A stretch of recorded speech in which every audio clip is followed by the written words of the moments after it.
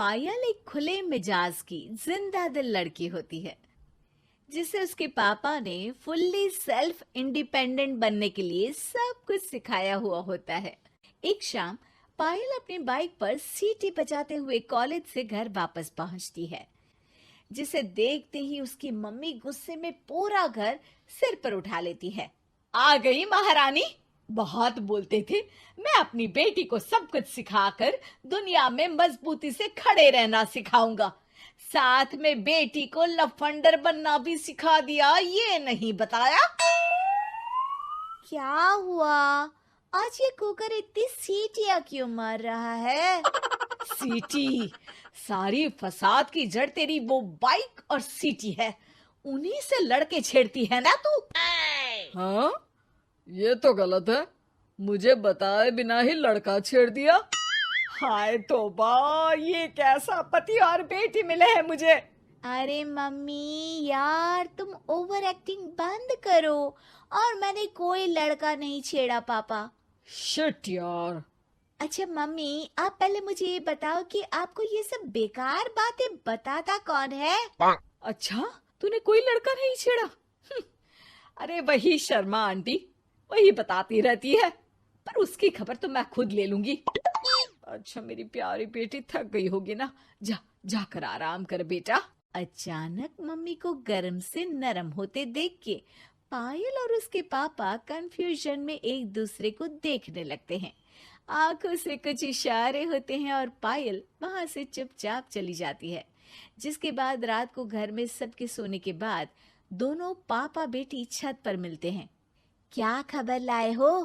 अरे तुम्हारी मम्मी तो हमसे भी तेज निकली, कोई खबर नहीं मिली।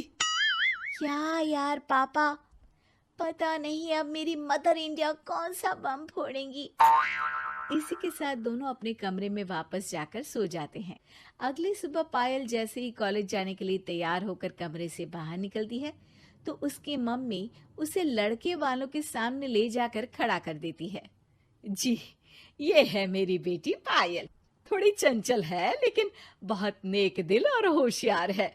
देखते ही देखते कुछ घंटों में पायल और शुभम का रिश्ता पक्का हो जाता है, जिसके कुछ दिनों बाद पायल शादी कर अपने ससुराल पहुंच जाती है। सोचा था मम्मी कोई बम फोड़ेंगी, पर उन्होंने तो सीधा मुझे उम्र कैद की सजा ही दे दी। बहू, अब उम्र कैद समझो या बम, रहना तो यही है, निभाना यही है, इसलिए छिछोरी हरकतें बंद करनी होगी। है? ये आप क्या बात कर रही हो? मैंने क्या किया? इतने मासूम ना बनो, मुझे तुम्हारे कारनामों के बारे में सब अच्छे से पता है। ऐसा बोलकर सास तो वहां से चली जाती है, लेकिन पायल सोच में पड़ी वहीं खड़ी रह जाती है। जिस पर शुभम उसके पास आता है। तुम मम्मी की बात का बुरा मत मानना। वो पड़ोस वाली आंटी ने उन्हें तुम्हारी बाइक चलाना, सीटियां बजाते हुए घूमना, बेधड़क सबसे बात करना वगैरह जैसी कुछ बातें बता दी है, जिसे सुनकर उन्हें गुस्सा आ गया है। पर फिक्र मत करना, धीरे धीरे साथ रहने से वो भी ठीक हो जाएंगी। Thanks for your concern, but I don't care. Payal सीधा अपने कमरे में चली जाती है। अगली सुबह कॉलेज जाने के लिए तैयार हो सीटी बजाते हुए कमरे से बाहर निकलती है, जिसे देख सास गुस्से से तिल मिला उठती है। महारानी, शादी के अगले ही दिन ये हीरोइन बनकर कहाँ चल पड़ी? और ये लफंगों की तरह सीटियां बजाना बंद करो। ये हमारा घर है, कोई सड़क नहीं जहाँ तुम आवारागर्दी करती घूमो। मम्मी जी, सीटी बजाने और कंफर्टेबल कपड़े पहनने से लोग कब से आवारा बनने लगे? इसी के साथ सास बहू का युद्ध शुरू होने ही वाला होता है कि शुभम वहां पहुंच जाता है। अब माँ, उसका कॉलेज है इसलिए ऐसे तैयार हुई है। और पायल, तुम भी माँ को समझने की थोड़ी कोशिश करो ना प्लीज। सिचुएशन संभालकर शुभम और पायल घर से निकल जाते हैं। इसी तरह दिन बीतने लगते हैं, जिससे सास बहू की लड़ाइयों के बीच शुभम पिसता रहता है, लेकिन साथ ही वो दोनों एक दूसरे की आदतों को अपना भी लेती हैं। पर पायल का सीटी बजाना सास को आज भी नागवारा ही होता है। आसमान गिर जाएगा, धरती फट जाएगी, पर इसकी सीटी ना जी ना, कभी बंद नहीं होगी।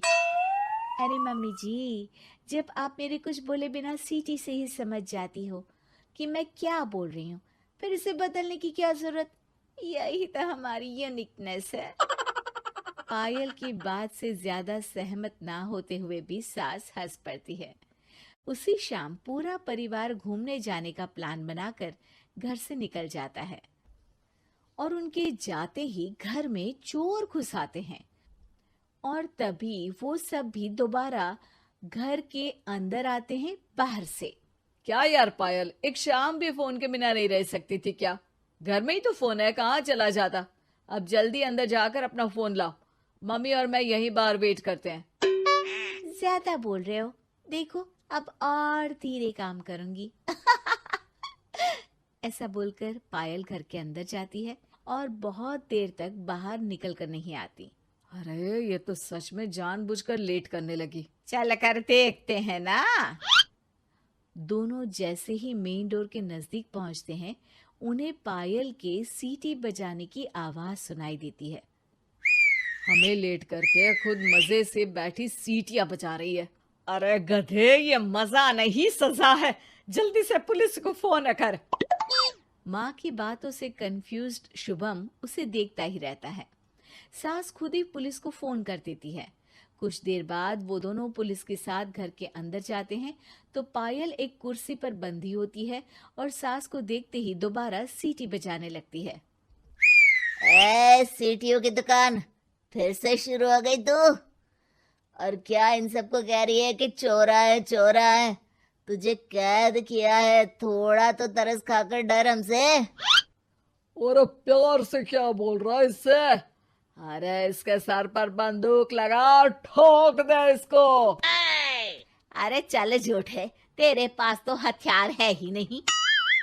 सास की बात सुन वहां मौजूद सारे इंसान हैरान रह जाते हैं और पुलिस तुरंत उन चोरों को अरेस्ट कर लेती है। आपको कैसे पता कि इनके पास हथियार नहीं है?